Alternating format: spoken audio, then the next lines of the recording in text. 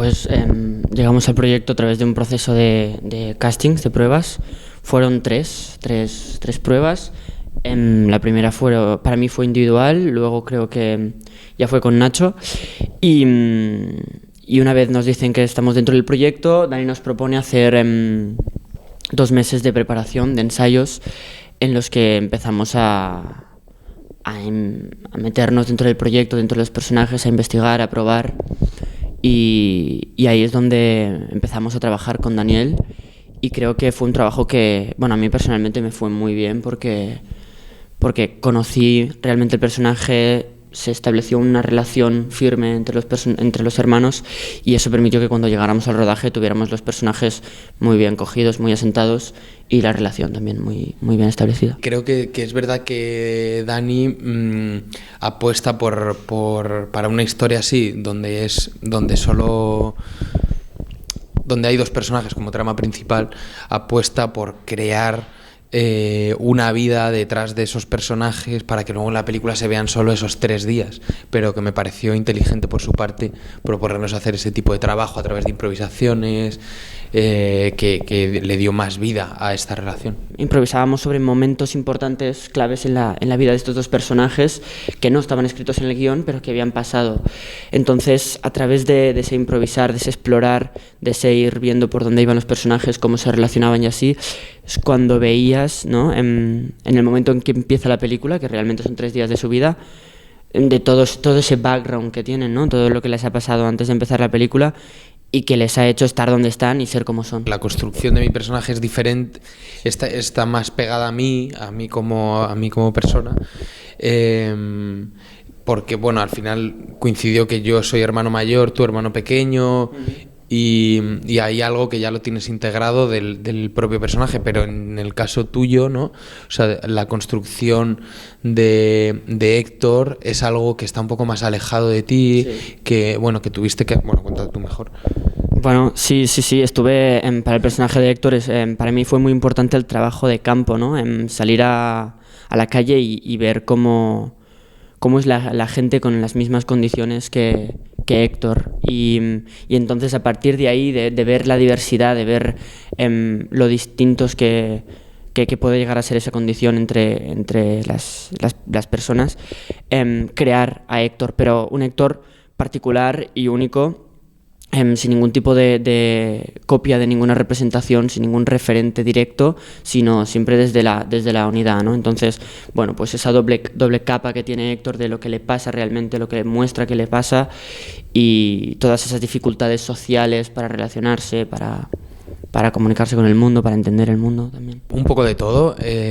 Creo que hay un trabajo, o sea, que haber trabajado tanto tiempo nosotros empezó a rellenar el guión por zonas que a lo mejor no estaban cubiertas, y entonces creo que lo nutrió bastante bien.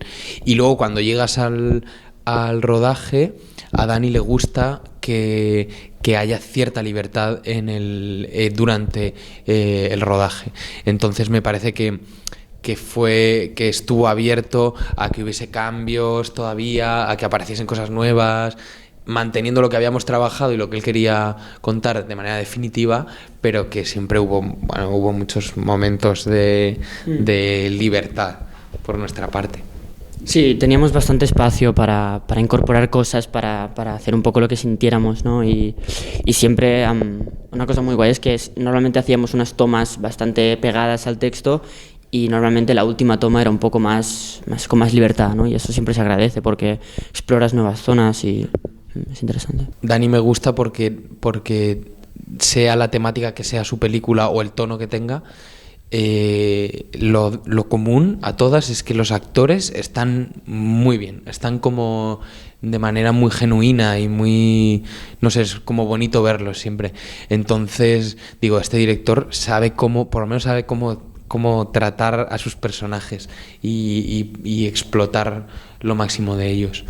Y nada, Biel, tú no sé si... No, yo no las había visto antes de hacer la peli, pero conocía la filmografía, pero no había visto las películas.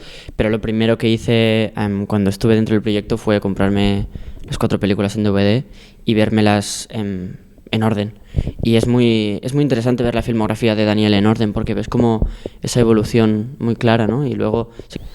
Sí, es verdad que creo que un poco lo que la moraleja de la película, ¿no? Un poco lo que transmite es eso, ¿no? Que hay que aprender a perder para empezar a ganar, ¿no? Que estos dos hermanos han perdido muchísimo y ahora tienen que aprender a hacerlo, ¿no? Y sí que es un mensaje, me parece muy simple, como has dicho tú, pero muy necesario y que da mucho de sí.